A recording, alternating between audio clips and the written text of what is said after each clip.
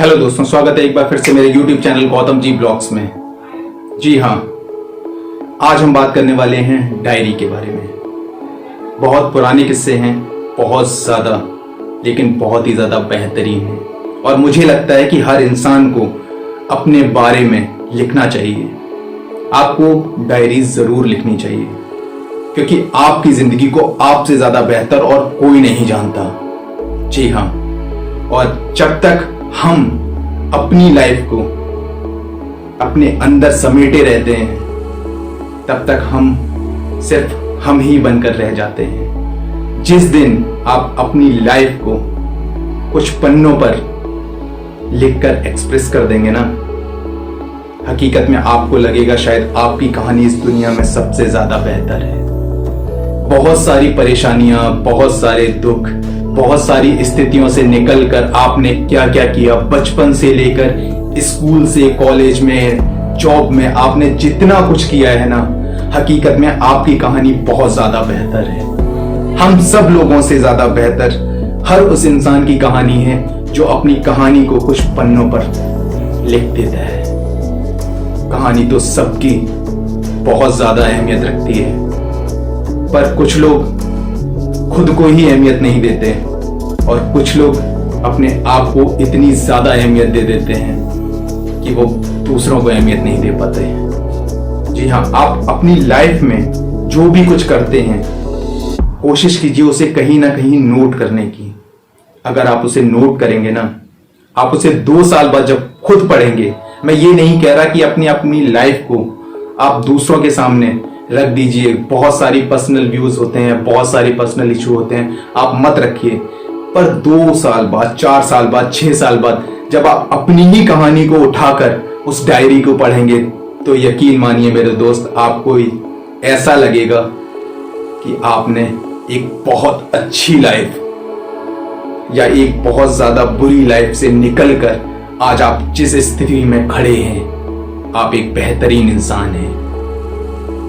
ये आपके ऊपर डिपेंड करता है आप अपनी सोच को किस तरीके से डेवलप करते हैं। मुझे लगता है कि हर इंसान को लिखना चाहिए, जरूर लिखना चाहिए अपने बारे में, अपनी फीलिंग्स के बारे में, अपनी सोच के बारे में, क्योंकि बहुत सारी ऐसी चीजें होती हैं जो हम लोगों से नहीं बोल सकते, नहीं कह सकते, किसी भी स्थिति में शायद अपने खास से खास इंसान को भी नहीं बता सकते, पर वो चीज हम डायरी में नोट कर सकते हैं।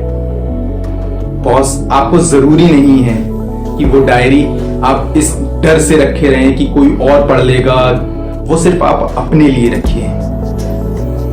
जब आप वाकई में बूढ़े होंगे ना, या 30 या 40 साल, 50 साल के हो जाएंगे ना, तब आप अपनी उसी डायरी को खुद एक बार पढ़ के देखना। शायद उस वक्त आपके पास करने के लिए कुछ नहीं होगा, पर आपको अपनी पूरी लाइफ रिवाइंड करके देखने के लिए वो डायरी काम आएगी।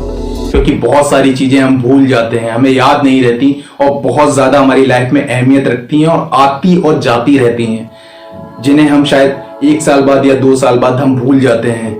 लेकिन जब हम उन्हीं बातों को दोबारा से याद करते हैं, तो हमारे चेहरे पर भी मुस्कान होती है और हमारे दिल में वो पुरानी यादें बहुत ज्यादा अहमियत रखती हैं। तो कोशिश कीजिए, डायरी लिखिए।